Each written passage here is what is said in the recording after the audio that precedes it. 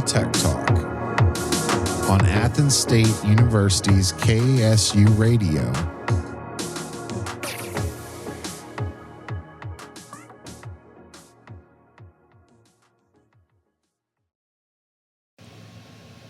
I'd like to start this inaugural episode of Tech Talk by thanking the faculty in Athens State's College of Business, and especially Dr. Wayne McCain, for presenting me with this opportunity to bring you, the listeners, a short show featuring technology-related subjects with periodic guest speakers. I'm really looking forward to the opportunity and hope to be able to bring you an interesting show each episode. A little bit about myself before we begin. I'm your host and KASU student representative, James Kelton. I'm a senior in what I hope is my final year at Athens State. I'm majoring in Management of Technology through the College of Business with a minor in music recording from the College of Art and Science. My background is in music, having previously earned my associate's degree in Music Industry Communications in 2014, and I'm currently working on distributing my music through iTunes, Spotify, and Amazon, as well as various streaming services. Yet, recording technology and my degree pursuits at Athens State have led me to a wider pursuit of many aspects of modern technology. With that said, I just hope to be able to bring you some newsworthy technology stories and guests in the future during my time with this show. Well, that is a little bit about myself, looking forward to what the future holds. Let's get into some technology stories that caught my eye this summer during this first show. First up, let's talk about some great strides made in commercial aerospace and space tourism this summer by the successful manned space flights of Blue Origin's New Shepard and Virgin Galactic's VSS Unity. Firstly, on Virgin Galactic's flight on July 11, 2021, it was the 22nd test flight of VSS Unity and the first test flight with a full crew in the cabin, including the company's founder, Sir Richard Branson. The crew fulfilled a number of test objectives related to the cabin and customer experience, including the evaluating the commercial customer cabin, the views of Earth from space, the conditions for conducting research, and the effectiveness of the 5-day pre-flight training program at Spaceport America. VSS Unity achieved a speed of Mach 3 after being released from the mothership VMS Eve.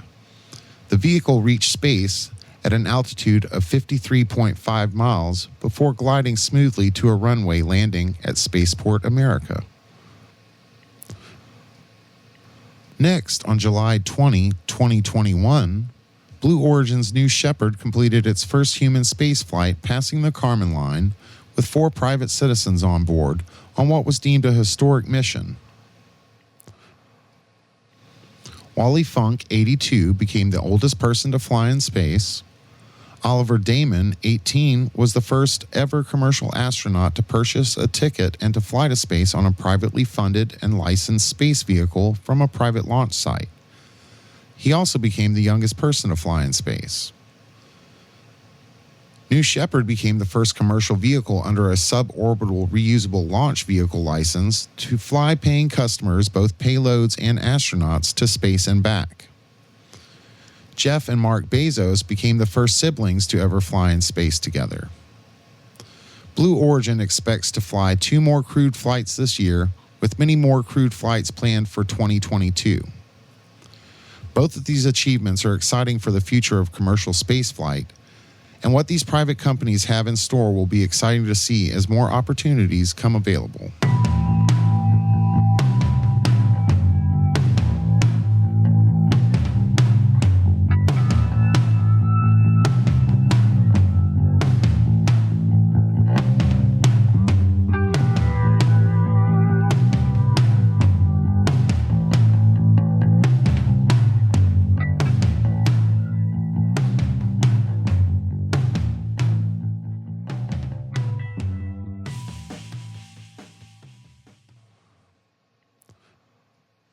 In other technology news, let's turn to something incredibly small, like nanotechnology.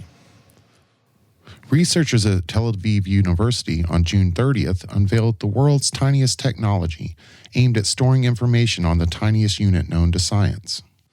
The film is composed of 1 atom-thick layer of boron and a 1 atom-thick layer of nitrogen sliding over one another. It is able to store electric information, with the university saying such storage may significantly improve electronic devices in terms of speed, density, and energy consumption. According to the university, current state-of-the-art nano storage devices are at least 100 atoms thick. The smaller number of atoms in the device could improve speed and reduce energy consumption. It's exciting to see what opportunities future nanotechnology might present.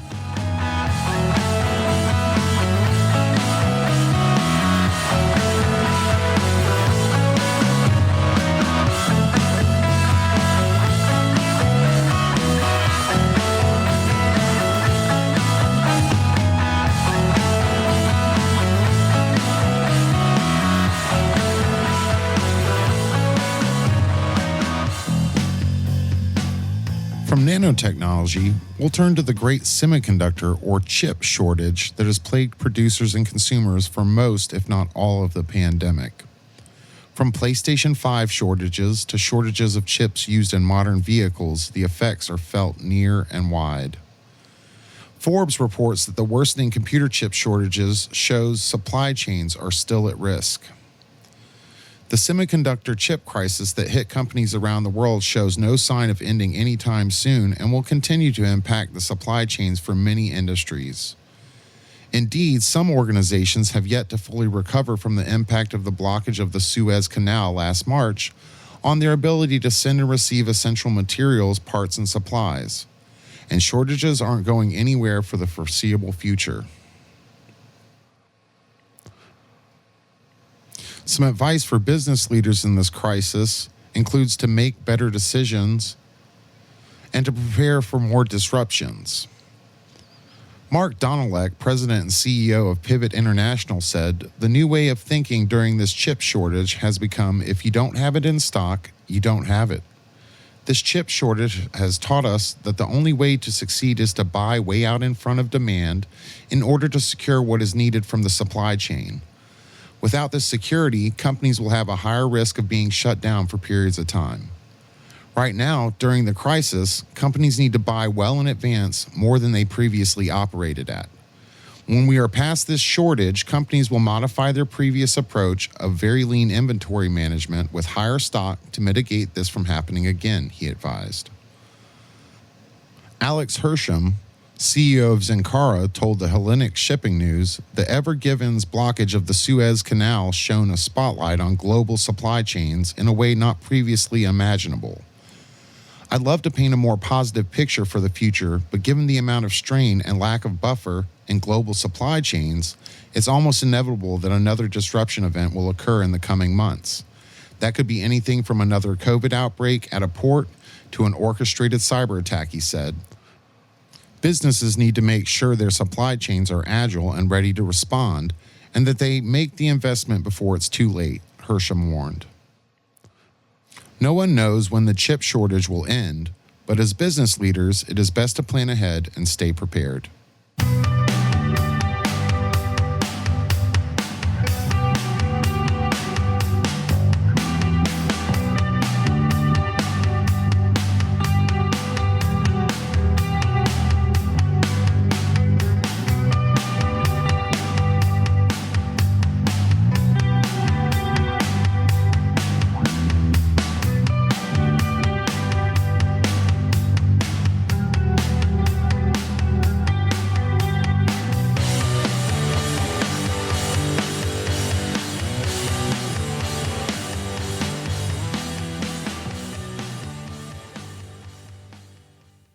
In aerospace and technology news related to our university, Athens State University is pleased to announce a new learning partnership with Via Space, a hybrid rocket propulsion and small sat launch company leveraging advances in additive manufacturing to redefine the cost, performance, and safety of space access. A signing ceremony was held on campus to celebrate the agreement. The agreement will create a business educational partnership and space launch opportunities between the institutions as Athens State works to develop hands-on STEM projects for students in academic degree programs that address the management of technology, aviation, and aerospace management. Via Space is involved in the design and development of a unique space launch system using proprietary low-cost, safe, and quick turnaround vehicle concepts especially suited for small payloads and low Earth orbit. The company will offer internship and/or co-op opportunities to Athens State students, allowing them to work with Via Space in designing, developing, manufacturing, testing, and launching the STEMSat-1 small satellite as a learning tool. Students may also have the opportunity to work with other small satellites to assure that they meet all technical, physical, and performance requirements required to launch on a Via Space LEO space mission. In turn, Athens State University will offer the following benefits to Via Space personnel: 10% tuition discount on all courses, waived application fee, complimentary evaluation of previously earned educational credits and training professional certifications, portfolio for consideration of transfer credit, complimentary access to lab tutors, specialists in Athens State academic laboratories and writing centers. These benefits extend to the parents, spouse, and children of all the learning partner employee members as well. Athens State has also established learning partnerships with Lion HR, NEMAC, Five Stone Research Corporation, EFI Automotive, and Chick-fil-A Coleman. More information about learning partnerships can be found at athens.edu/learning partners.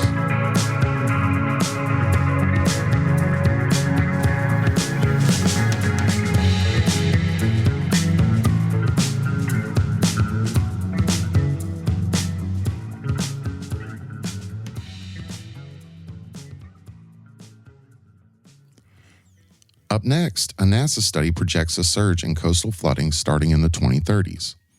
In the mid-2030s, every U.S. coast will experience rapidly increasing high tide floods when a lunar cycle will amplify rising sea levels caused by climate change. High tide floods, also called nuisance floods or sunny day floods, are already a familiar problem in many cities on the U.S. Atlantic and Gulf coasts.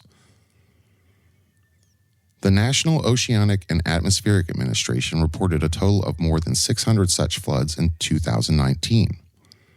Starting in the mid-2030s, however, the alignment of rising sea levels with a lunar cycle will cause coastal cities around the U.S. to begin a decade of dramatic increased number of floods, according to the first study that takes into account all known oceanic and astronomical causes of floods. The researchers uncovered these tipping points in flood numbers by studying 89 tide gauge locations in every coastal U.S. state and territory but Alaska. They created a new statistical framework that mapped NOAA's widely used sea level rise scenarios and flooding thresholds, the number of times those thresholds have been exceeded annually, astronomical cycles, and statistical representations of other processes such as El Niño events that are known to affect tides. They projected results to 2080. Ben Hamilton of NASA's Jet Propulsion Laboratory in Southern California is a co-author of the paper and also the leader of NASA's Sea Level Change Team. He notes that the findings of the new study are a vital resource for coastal urban planners who may be focused on preparing for extreme events rather than more high tide floods. From a planning perspective, it's important to know when we'll see an increase, Hamilton said. Understanding that all your events are clustered in a particular month, or you might have a more severe flooding in the second half of a year than the first, that's useful information. A high tide flood tool developed by Thomson already exists on the NASA's team's Sea Level portal, a resource for decision makers and the general public. The flood tool will be updated in the near future with the findings from this study.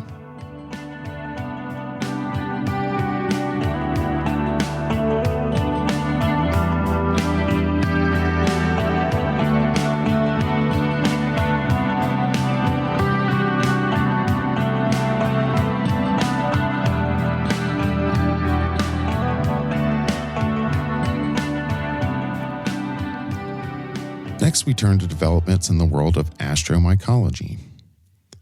The list of mycologists whose names are known beyond their fungal field is short, and at its apex is Paul Stamets. Educated in and a longtime resident of the mossy, moldy, mushy Pacific Northwest region, Stamets has made numerous contributions over the past several decades, perhaps the best summation of which can be found in his 2005 book, Mycelium Running: How Mushrooms Can Help Save the World. But now he is looking beyond Earth to discover new ways that mushrooms can help with the exploration of space.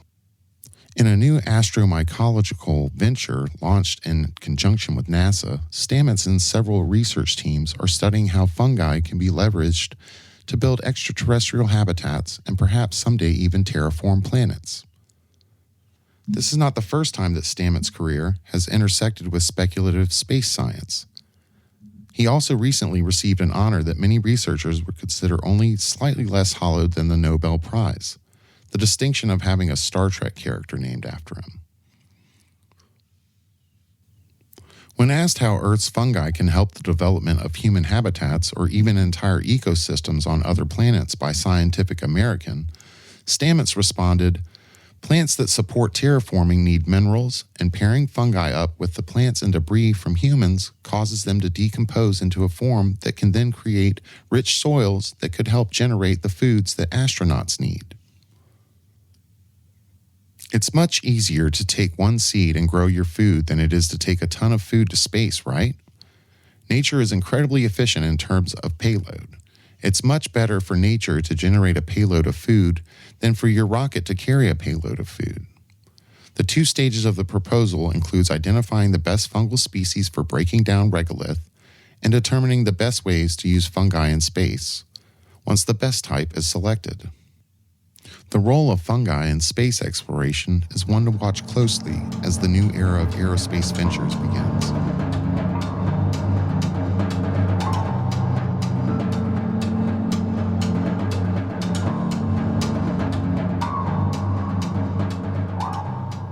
And finally, we turn to technological research in the field of acoustics. Research at Stanford University is finding acoustics to create new heart tissue. The kymatics, or geometric patterns created in heart cells when applying various sounds. In bioacoustic sound medicine, it is taught that sounds are imprinting every cell, and science continues to prove this axiom. Cardiologist Sean Wu and Yuktan Demirci, an acoustic bioengineer, use acoustics to manipulate heart cells into intricate patterns. A simple change in frequency and amplitude puts the cells in motion, guides them into a new position, and holds them in place. Acoustics can create form that resemble natural cardiac tissue. With sound, they can create new tissue to replace parts of damaged hearts. Acoustics can be used in reconstructing other organs, tissue, and blood vessels. Sounds are used to create and harmonize, as well as clean and release. Both principles are used in science using high-precision acoustical generators. The same principles can be applied safely by individuals using non-invasive, natural harmonic sounds, such as our voices and acoustic instruments. And that brings us to the end of our first episode of Tech Talk. I'd like to thank you all for joining us. Hopefully we can bring you some more stories here soon. Be safe and stay well.